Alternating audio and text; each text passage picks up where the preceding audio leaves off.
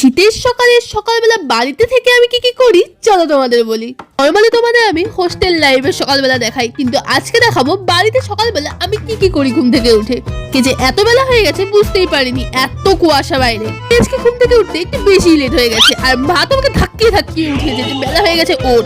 তাহলে তো আমি 3-4 বার অ্যালার্ম বন্ধ করি দেই, এরপর আবার ঘুম ভাঙে। আর বাড়িতে তো মাই আমার অ্যালার্ম 10টা বাজতে বলবে 12টা বেজে গেছে। যাই হোক, তারপরে এখানে আমি ব্রাশ করার সময় এসে প্রণাম করলাম, কারণ এখানে আমাদের ঠাকুর ঘর আছে।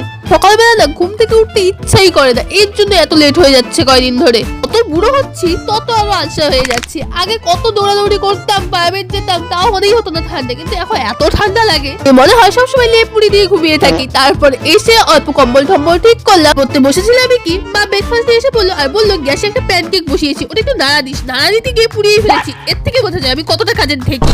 আর কি, এখন আমি পোড়া প্যানকেকটাই খাই। আর তোমরা আমার চ্যানেলটাকে তাড়াতাড়ি সাবস্ক্রাইব করো। আজকে তো টাটা।